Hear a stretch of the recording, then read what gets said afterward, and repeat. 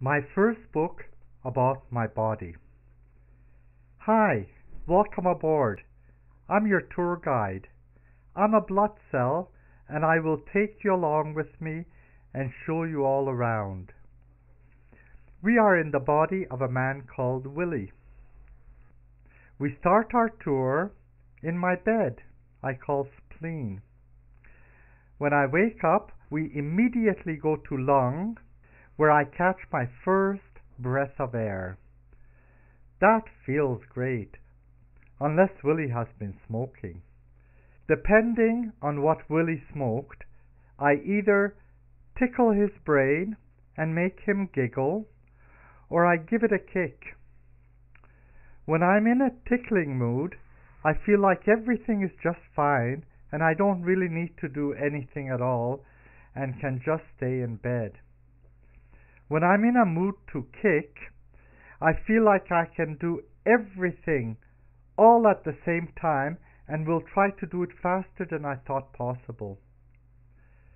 But most of the time, all I get is my bundle of fresh air that I have to deliver to one of the 100 trillion of rooms Willie has. Then I return to lung to dispose the bundle of garbage I come back with. It is not really hard work, as I just have to float down a flowing red river called blood with all of my 25 trillion brothers.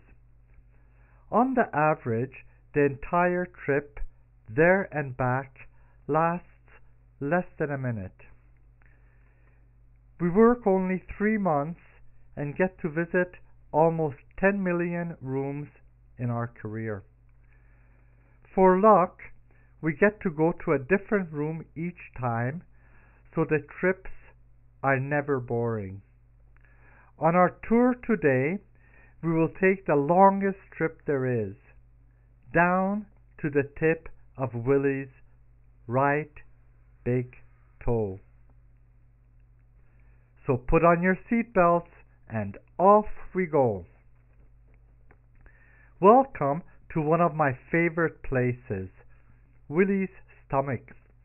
We can all get a bite to eat. Yummy. Do you notice how our river suddenly turned thick and oily? That's because Willie pigged out at McDonald's last night. We are now swimming in all the nutrients from the Big Mac and French fries. For luck, they were made soft by the saliva that was dripping out of his mouth as he entered McDonald's. Unfortunately, he did not chew his food long enough and gulped it down so that it's all in clumps. We better go to Gallbladder to warn them to stock up on some soap called bile to wash up all this fat. Then we will go to Liver and wake him up so that he can sort and store everything that comes by size, shape, and color, and use it to make tools and materials for the building and maintenance crews who can fix most of the things that need fixing. So, whenever I need fixing, like a little bit of iron for instance, all I need to do is go to Liver and hope he has some of it from the food that Willie ate. Whenever a fire breaks out, I hope he has some vitamin C that we can use as a cement to quickly smother the fire and to tightly cement stones together for fixing and building the damage. I feel a bit dirty and would like to get cleaned up before the next stop of our tour, so I'm going to Kidney to have a shower and get cleaned up. Then I am told I can return to Spleen and have a short rest. After the rest, we will visit the intestines, where all the things that cannot be used from the food Willie ate is drained of water we call pee. Pee is then pumped to the bladder and waits for Willie to pee. And when Willie needs to shit, he just discreetly pushes it out as a brown floating sausage that he calls poo or shit. Poo is pushed out of Willie's back door, which we affectionately call his asshole. When your poo smells bad, it is full of bad bacteria, so wash your hands carefully after. Before we reach our destination, the tip of Willie's right toe, we will visit one of Willie's most important glands, the testicles. Glands are where managers who manage Willie's body come from. The three main managers are one for surveillance, one for sugar control, and one for sex. Mr. Adrenaline is the surveillance manager in charge of waking up the right glands at the first sign of danger. Mr. Insulin, who lives in pancreas, is the sugar manager and is often overworked because Willie likes to eat a lot of sugar.